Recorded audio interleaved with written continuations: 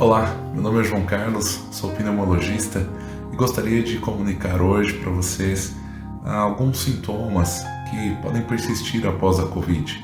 Nós temos chamado essa etapa de pós-Covid de Covid longa. Alguns pacientes, depois de terem ficado doentes, terem tido febre, perda de olfato, alguns terem complicado com doença pulmonar mais grave, necessitar de uso de oxigênio, internação e ter sobrevivido, né? E sim, eu prefiro usar o termo sobrevivido do que recuperado, porque depois que nós passamos por essa fase aguda da Covid, nem sempre voltamos ao normal para dizermos que estamos totalmente recuperados, não é verdade? A maioria daqueles que tiveram a Covid acabam manifestando algum sintoma que trazem alguma chateação ou alguma limitação e às vezes questões muito sérias que precisam ser cuidadas. Por isso, gostaria de chamar a atenção para alguns pontos da pós-Covid que podem ser acompanhados e que podem trazer benefício para você. Vamos lá. Um dos pontos mais comuns é um desconforto respiratório que ocorre nessa fase. Às vezes você pode até ter o diagnóstico de que seus pulmões estão normais, de que eles funcionam bem e que você não ficou com nenhuma sequela pulmonar. Mas pode vir um abatimento, uma sensação de falta de forças, de energia, que também é chamado de fadiga crônica. Essa fadiga crônica acomete a maioria das pessoas, é muito comum, é um dos sintomas mais relatados pelos pacientes que sobreviveram à Covid. E isso pode tirar um pouco aí da sua capacidade de trabalho, do seu rendimento, né, entre outros aspectos, né? E muitas pessoas acabam sendo abatidas aí por um desânimo por conta dessa fadiga. Então é importante prestar atenção nisso.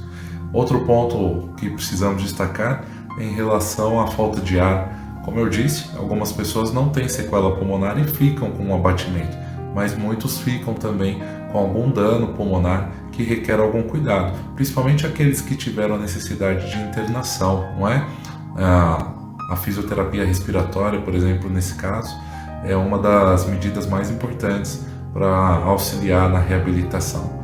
Existem outras queixas muito comuns também, que embora não tenham uma gravidade, podem trazer um desconforto muito grande.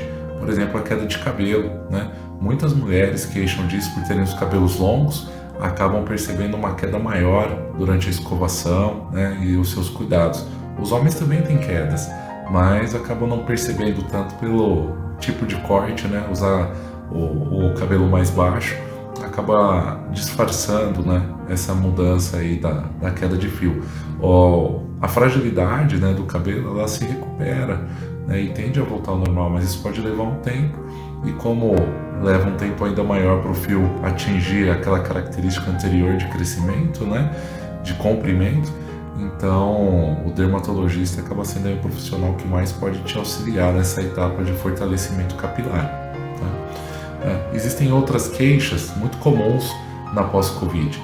Uma delas que mais me chama a atenção é do aspecto emocional e neurológico, né? Muitos pacientes passam a ter esquecimento, dificuldade de focar em tarefas, acabam tendo uma queda de rendimento nos estudos, no trabalho, né, nas atividades cognitivas.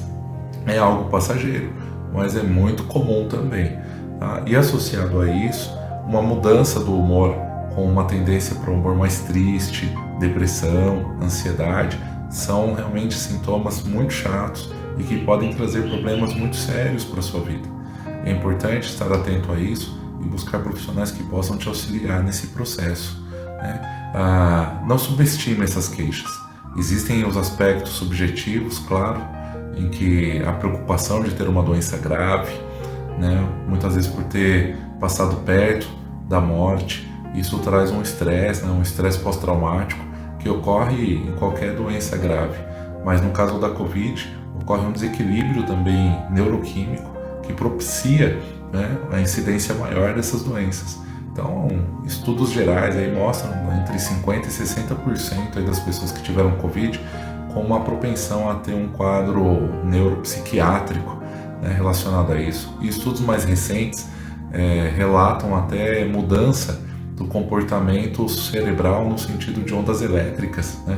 E esse padrão ele acaba ativando, né, áreas do cérebro que comumente não são ativadas e que acabam levando a esse estado de maior tensão, de tristeza, de embotamento, e que pode culminar com decisões ruins, né? E até um comportamento mais agressivo e de sofrimento. Então, fique atento. Esses aqui são só alguns pontos, né, da pós-Covid. Procure seu médico, faça um acompanhamento profissional para que você tenha uma evolução boa e que ao final dessa etapa de pós-Covid você de fato possa dizer que está plenamente recuperado e que possa adotar um estilo de vida saudável, né, e plena, como você com certeza deseja. Um grande abraço.